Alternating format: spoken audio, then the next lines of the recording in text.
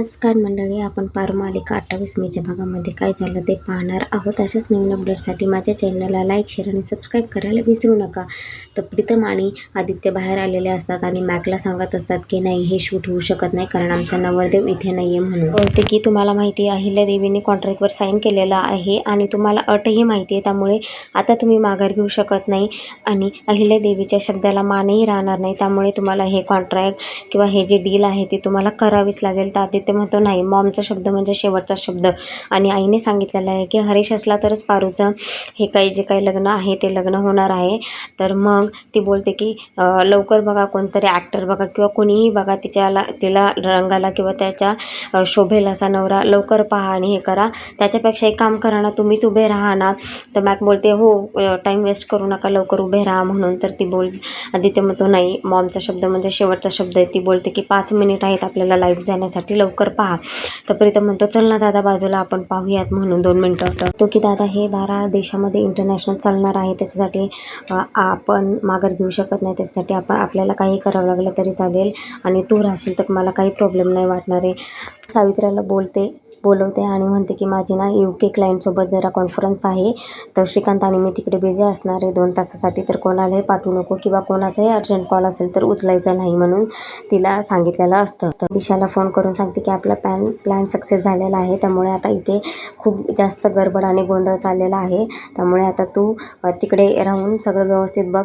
तर मग दिशा तिला म्हणते की तू ओव्हर रिॲक्ट होऊन काहीतरी करू नको, तिथे शांत राहा आणि मला अपडेट देत राहतं. दामिनी म्हणते हो. दामिनी पारूकडे जाते आणि पारूला म्हणते वा पारू, छान दिसतेस की. मग पारू म्हणते मला बोलवलं आहे का? म्हणते नाही बोलवलेलं अजून, तिकडे बाहेर खूप गडबड आणि गोंधळ चालू आहे ना, बोलवतील तुला.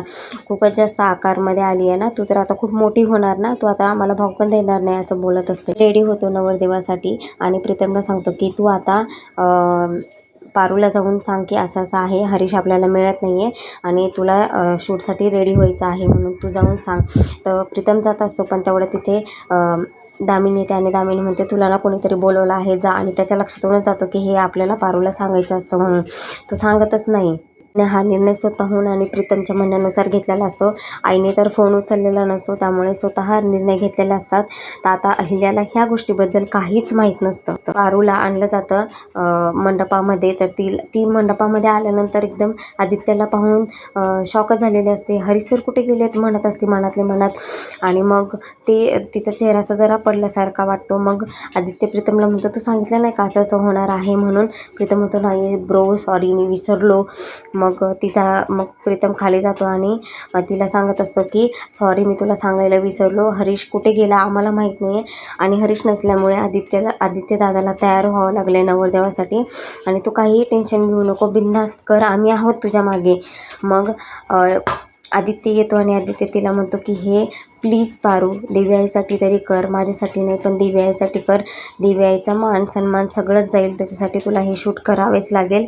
मग पारू हो म्हणते आणि वर जाते आणि मग तिथे पूजेला बसतात आणि शूट इकडे सुरू होतं. डायरेक्टर स्टार्ट म्हणून सांगतात आणि शूट सुरू झाल्यानंतर मग विधी चालू झालेले असतात. ब्राह्मण त्यांना कलशवर व्हा, हे करा ते करा, असे सगळ्या काही गोष्टी त्यांना सांगत असतात. पण पारू मनातले मनात असतात भातुकलीचा खेळच झाला आहे माझं, म्हणजे काही झालं, कुणीही उठते, हरीश सर पण गायब झाले, आता आदित्य सरांसोबत लग्न, खोटं आहे की खरं आहे मला काहीच कळत नाही आहे, पण आता मी करू तरी काय असं म्हणत असते. आणि इथेच एपिसोडचा शेवट होतो.